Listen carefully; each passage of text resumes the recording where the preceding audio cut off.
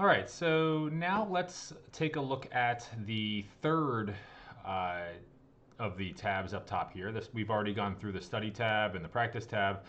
The analyze tab is a little bit of a less comprehensive tab, but we'll spend a little bit of time going through this. When you click on the analyze tab, what's going to happen is first you're gonna see this option for uploads or hands. Uploads are showing all of the uploads that you have done in the past, and hands are going to show the hands that you've individually analyzed. As always, again, there's a guide here, so you can click on the guide, and it's going to give you the details as to everything that's within this analyzer section and how you can use it to best analyze different parts of your game. And as the name suggests, this tab is for analyzing hands that you have played. Again, I can't caveat this enough, but it's analyzing your hand against a GTO equilibrium. So what I will caution you from looking at things and saying I made correct plays and incorrect plays. If you take exploitative lines for whatever reason in game, it could very well look like an incorrect play as it relates to equilibrium. And that's not something that the folks at GTO Wizard, that's not inconsistent with what the folks at GTO Wizard will say as well too. I mean, it's very consistent with what the folks at GTO Wizard will say. This is based on an equilibrium GTO game theory optimal solution. And the EV loss that it will calculate here is going to be the distance your plays are from that equilibrium. And I'll get into that in a second here, but that's essentially through the lens I want you to make sure that you're looking at the hands within this analyze section is against GTO. Just because that there is an EV loss doesn't necessarily mean that you made a quote unquote mistake. Obviously, the folks at GTO Wizard or any equilibrium scenario don't necessarily know the scope of the player that you're playing against and the ranges that he or she would have. There's two tabs here in the Analyze tab. There's the uploads and the hands. I'm showing you the uploads here. The uploads here is going to show you kind of a little dashboard of all of the uploads you've done in the past. You can see here, I tested one out just to make sure that everything was working here before I actually decided to go through this section. The rest of my uploads were, all of these are actually tournament based. So a lot of the stuff that I have in here are tournament based, and I was doing a lot of studying earlier in the year around tournament hands, and I would play a session, and then after my session I would take a look at how I played according to GTO, and that's what this will show you in here. The metrics that this screen will show is one, the total number of hands that you have uploaded. Of those total hands, how many of them are correct plays according to GTO, how many of them are wrong plays according to GTO, and then what's your average EV loss. This can't be positive, right? So, if you are familiar with GTO and equilibrium, you can't get better than GTO, unilaterally. So this can't be positive. So this is just, how much on average are you playing worse than a GTO game theory optimal solution would look like. If I click on the hands tab, the hands will actually show you every single individual hand that you've analyzed. It's going to give you details on the date, the status of that hand. So some of the statuses are check marks. Some of them it's going to look at it and it's going to say it's a non-existing GTO spot. And this happens, when you see situations where like a raise, a couple cold calls, a 3-bet, right? When there's weird stuff that happens at the poker table, which there are, GTO Wizard may not necessarily have that in the database. And in that case here, it's going to say non-existent GTO spot. What site you're playing on, the format, whether it's cash or MTT, your EV loss for that particular hand. In this case here, this is going to be your big blinds won or lost on that particular hand, the pot size, and your position, and just kind of the information about the actual hand itself. I'm going to go back to the actual upload section because what I want to do here is I'm going to actually upload something myself, and then we're going to go through a new upload and show you how this actually works. So if you click upload, what you're going to see is this side window pop out, and you can upload either a single hand or you can upload a file. So if you upload a single hand, these are the sites that it will accept. So if you're playing at one of these sites, you'll just go into your hand histories for those particular sites, and you can either just bring the file over, or you could just copy paste your hand history into that particular part of the window. If you have a lot of hands, so that's where the files come into play, you can load up a whole file here. So what I can do here is I'll bring over a screen, and I have in my Hold'em Manager archive from PokerStars some cash sessions I played earlier in the year. So this was earlier in the year. I played a big cash session where I had a lot of different 1, 2, and here's a 50-cent dollar table. And I'll do one, actually the biggest file here just to kind of show you. I can either use these selections, so I could upload this entire folder if I want to. I can upload individual files, or I could just drag and drop. So if I just take this 1, 2, and pull it over, and you'll see it's over top of this. If I just let go, what's going to happen is GTO Wizard is actually going to go and upload that itself, and I'm going to have to refresh this. And as I'm refreshing this, we'll see if this gets processed. Usually it takes a few minutes for this to actually process itself, and then once it's actually processed, you can so you see here the status is in here. The file is uploaded. It's waiting in the queue for this to be processed here, and just clicking on this status is explained. It'll kind of give you the details as to how long things actually take. So you'll see these different statuses here. Again, sometimes it takes a little bit of time. It doesn't take that much time though. Usually it takes a few minutes, and I'll just kind of refresh this one more time just to see if it is finished by now. If not, we can go and pause the video and actually take a look at it once this finishes uploading. Okay, so it says here it's going to be about 5 minutes for this to finish, and I'm gonna pause this for about 5 minutes, and we'll come back and we'll take a look at this when it's done. All right, so we're back, and it actually didn't even take 5 minutes. It took about a minute and a half, and but this is all done. So you'll see the check mark next to the status here, and we can see that this has been updated today. We have 202 hands in this particular at this particular table. And of those 202 hands, I can look at the dashboard here and see that I have 192 of them were correct.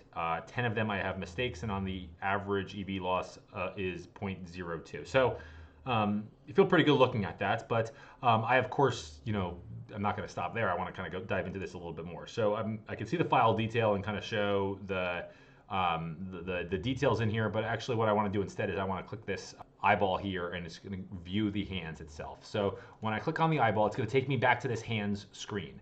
Now what the hands screen now is going to do is it's going to filter this to only that one session. So now these are all of the hands in that particular session, and I can go through them individually here and take a look at every single individual hand. For the individual hands, I can take a look again at the format. These are cash hands. I can see my EV loss. I can see the big blinds that I've won or lost, the pot size, and so on and so forth.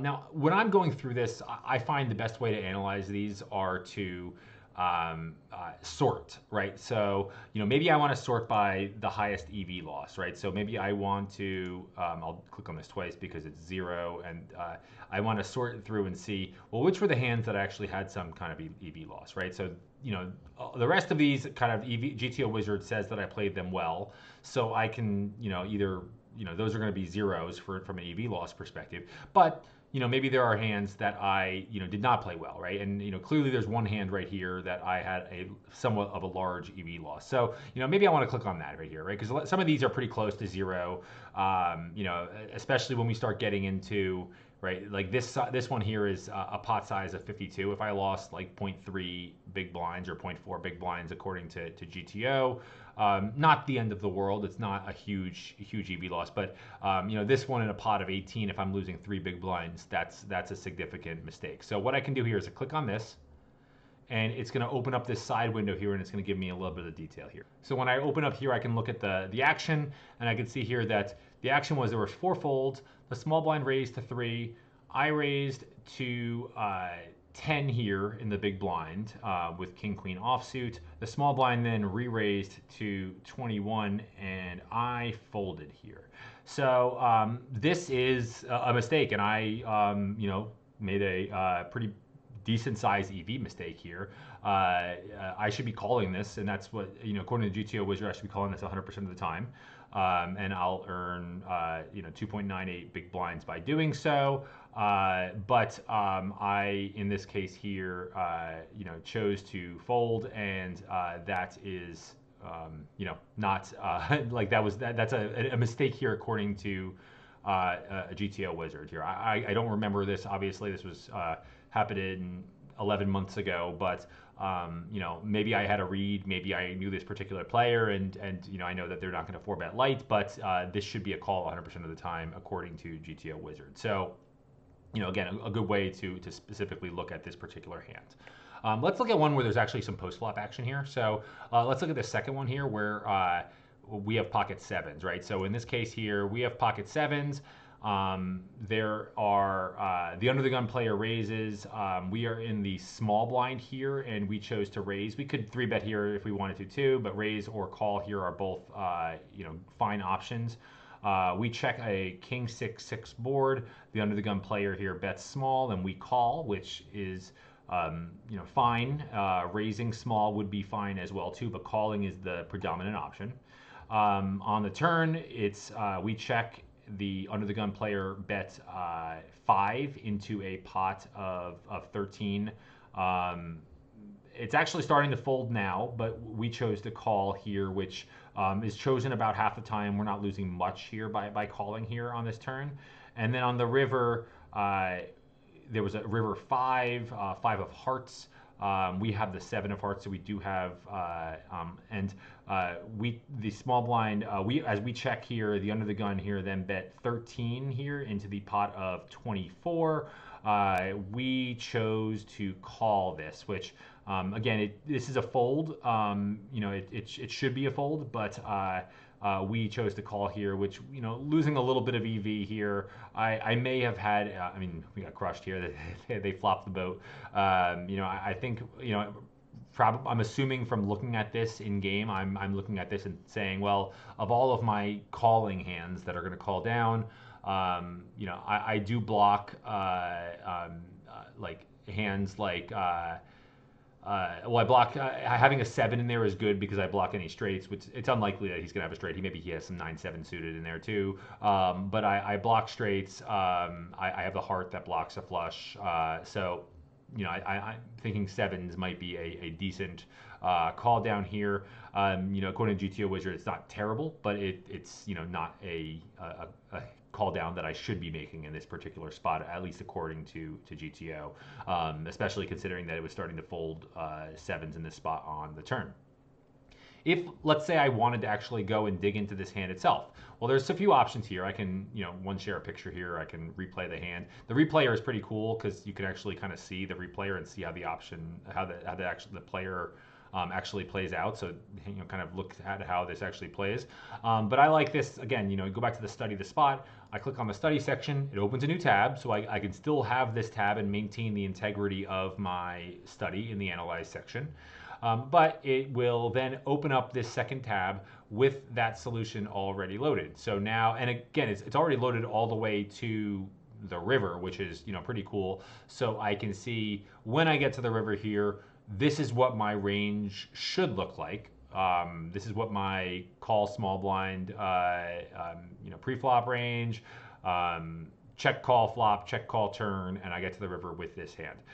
When I check, our opponent here bets, and I think they bet about 13. We'll kind of give them a 12 bet, and then what we should be calling with is sevens are where it starts to get to be a fold. And actually sevens is pretty much the bottom of our range. We can kind of take a look at the just general breakdown of our range here. And, you know, we're going to have some slow played quads. We're going to have some full houses, flushes, top pairs to call. So, you know, a lot of our under pair type hands, we can really start folding our under pair type hands because, you know, again, we're going to have a lot of these hands still in our range that, you know, we're going to have, you know, a decent amount of king X in our range that we can hang on with, right? We're going to have some 6X here in our range, and, you know, we're going to have, you know, it's, I mean, that's really mainly it, honestly. It's king X and sixes that we should be calling with. There's also, you know, some 8X here. What's interesting here is when, you know, even, sorry, there's also some flushes here as well too. So like, you know, ace X of hearts, you know, queen X of hearts and things like that too. So, you know, again, really easily we can go from analyzing to looking at the actual solution without having to go run the solve ourselves in PioSolver. And then, you know, if you want to go and customize this a little bit further, maybe you're actually going to build out an AI solve where you customize ranges because maybe you think that your opponent had, you know, you have a HUD on them and they have different stats, and you actually, you know, want to, you know, look at what they look like with a wider range, with a tighter range. You know, maybe you want to customize the hand a little bit more. You can use the AI solve, or you can copy paste these ranges and go and dig into it using a secondary tool like GTO Plus or PioSolver or something like that. So that's the Analyze tab. It's a great way to, honestly, I think this was a, you know, again, when I was using GTO Wizard a lot when I was playing a lot more and I was looking at it from a tournament perspective, it was great.